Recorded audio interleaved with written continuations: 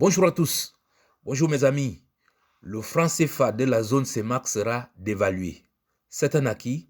La France a reçu le feu vert de la bande des paresseux qui sont à la tête de nos États.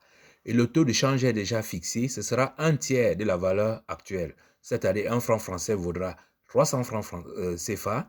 Et à la Banque de Francfort, 1 euro vaudra 1967 francs CFA. Cela ne s'est pas fait sans contrepartie. C'est de ça que nous allons parler dans cette première partie de cette dévaluation. Mes amis, les spéculations sur la dévaluation vont bon train. On sait que la France essaie de dévaluer depuis longtemps. Mais depuis quelque temps, la pression se fait très grande. Et ne vous fiez pas aux déclarations de ces chefs d'État qui n'ont pas pris la peine de nous dire qu'il n'y aura pas d'évaluation, mais plutôt d'émettre toute une série de mesures dont on ne comprend même pas le fondement. Nous en parlerons dans la deuxième partie, mais sachez-le que la BEAC a déclaré qu'il n'y aura pas de dévaluation en janvier 2026, mais elle n'a pas dit qu'il n'y aura pas de dévaluation. Donc, très rapidement, nous allons voir les différentes tentatives de dévaluation, la contrepartie qu'a négocié la France, la vraie valeur du franc CFA, le taux de dévaluation actuel qu'ils sont en train d'envisager et la motivation d'un si fort taux de dévaluation.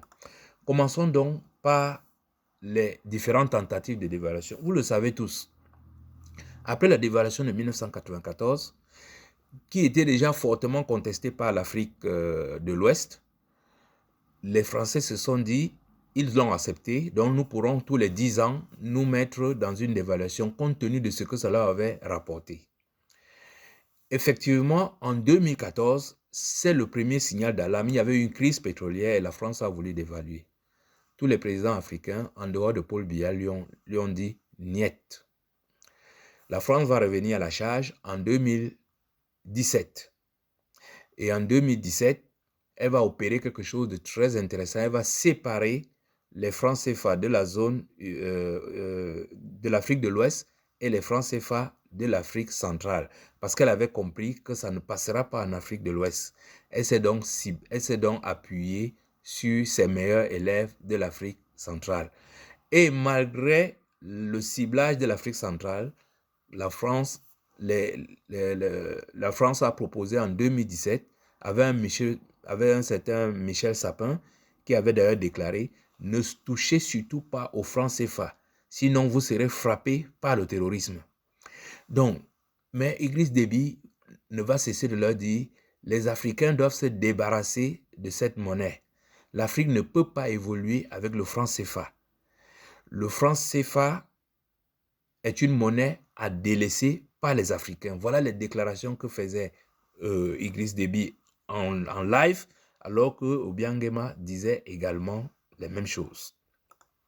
Alors la France va entrer en manœuvre en leur disant « Si vous acceptez cette dévaluation, je peux vous garantir les successions dynastiques à la tête de vos pays et surtout une présidence à vie. » 3 présidents vont s'opposer à cela. Le premier, ce sera Idriss Déby, qui avait fermement rejeté non seulement la dévaluation, mais la succession dynastique.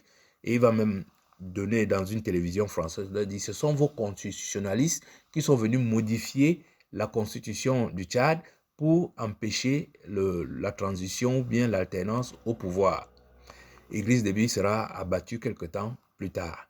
Ali Bongo, qui avait également dit non, sera en 2017, sera frappé en 2018 d'une maladie, l'AVC, qui va lui permettre de transférer le pouvoir totalement à sa femme qui était française.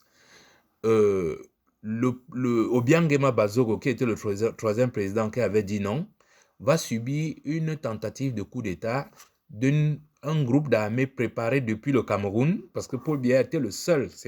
C'est Paul Biya qui avait invité Michel Sapin et Madame Lagarde pour venir faire la dévaluation. Et les 3 présidents là leur ont dit non, en claquant la porte.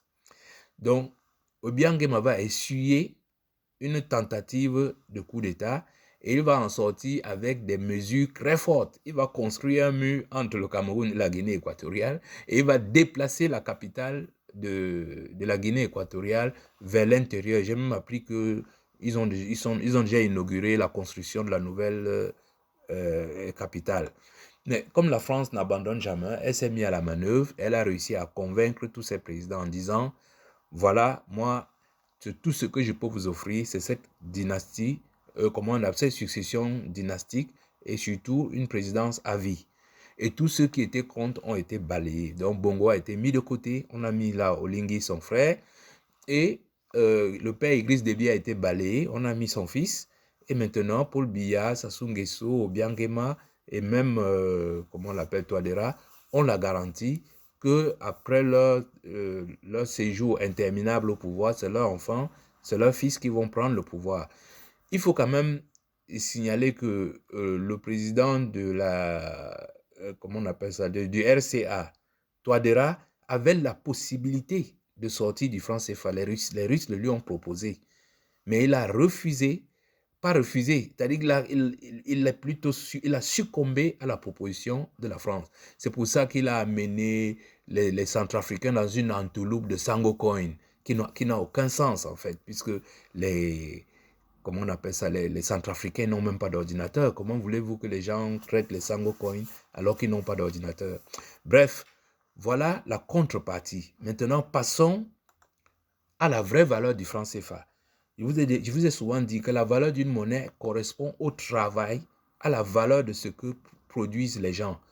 Et l'Afrique noire, surtout le Cameroun par exemple, produit énormément. Ces Africains polluent toute leur terre pour sortir des produits qu'on donne gratuitement aux Européens. Le bois, nous les Camerounais, nous sommes en train de créer une déforestation historique pour envoyer tout ça en Europe. Donc notre monnaie devait être 2 ou 3 fois plus que la monnaie française. Puisque regardez les Français, de l'autre côté, vous voyez quelqu'un qui est assis devant un ordinateur. Et vous avez aussi quelqu'un là qui est dans une salle de sport. Il est au travail. Voilà leur travail. Leur travail ne nous apporte rien. Donc notre monnaie, de façon réelle, c'est le double de la valeur actuelle. Donc, si les gens voulaient nous parler de valeur, ils devaient plutôt parler de surévaluation. Mais au lieu de cela, on a une dévaluation du franc CFA. Le taux, la nouvelle valeur sera le tiers de la valeur actuelle, ce qui correspond à une dévaluation de 67%. Donc, au Trésor public français, un franc français vaudra 300 francs CFA. Et à la Banque de l'Europe, c'est-à-dire à Francfort, 1 euro vaudra 1967 francs CFA. Donc, un tiers de la valeur actuelle. Alors, vous allez me demander, mais pourquoi un si fort taux de dévaluation? Parce que la France, elle a beaucoup galéré pour arriver à cet accord. Et elle se dit également, compte tenu de la montée des revendications sur le continent, c'est peut-être une dernière chance de se faire la malle. Donc, elle va transférer toutes ses dettes sur le dos des Africains. Elle va entraîner une réduction au tiers du pouvoir d'achat des Africains et elle va multiplier par 3 la valeur de la dette. N'oubliez pas que toutes les dettes sont, sont contractées en devises étrangères. Donc, ça veut dire que si on dévalue au tiers, toutes les dettes que nous avons actuellement seront multipliées par 3. Et en parallèle, nous avons la réduction des gains. C'est-à-dire, si on vend les billes de bois à 300 francs, nous serons obligés de les vendre à 100 francs. Le prix sera divisé par 3. Voilà, en quelque sorte, les raisons pour lesquelles la France veut une dévaluation au tiers. Enfin, quand il dit la France, avec ces paresseux qui sont au pouvoir. Donc, ça va leur garantir l'assurance d'un esclavage à vie dans la zone CEMAC. Nous sommes déjà quasiment en esclavage. Quand vous voyez comment nous travaillons, beaucoup d'entreprises ne payent pas, même l'État ne paye pas. Si vous allez dans n'importe quelle entreprise, vous allez voir les dettes qu'on a vis-à-vis de l'État. Vous allez voir qu'il y a beaucoup d'entreprises où il y a les arrêts de salaire de 5-6 mois. Vous allez dans les grandes plantations qui appartiennent aux Européens. C'est de l'esclavage pur. Mais ce que va entraîner la prochaine dévaluation, ce sera l'assurance d'un esclavage à vie et un esclavage sauvage. Parce que nous allons entrer dans ce qu'on appelle le cycle de la dette. On ne pourra plus jamais en sortir, du moins si nous les laissons faire. Et là, vous allez me demander, mais pourquoi ils ne l'ont pas donc fait? Puisqu'ils ont tous les feux verts. Paul Biya, lui, il veut dire la bande à Biya, ils veulent confisquer la victoire de Issa Chiroma. Donc, ils sont prêts à tout accepter. Pourquoi ça n'a pas été fait? Justement, c'est là le piège, le rapatriement des devises. C'est ce que nous allons voir dans une prochaine vidéo, dans la deuxième partie. Pourquoi retarder la dévaluation du franc CFA? Parce que ces gens-là veulent nous mettre KO. Et je vais vous montrer comment dans la deuxième partie de cette vidéo. Merci de m'avoir écouté et à bientôt.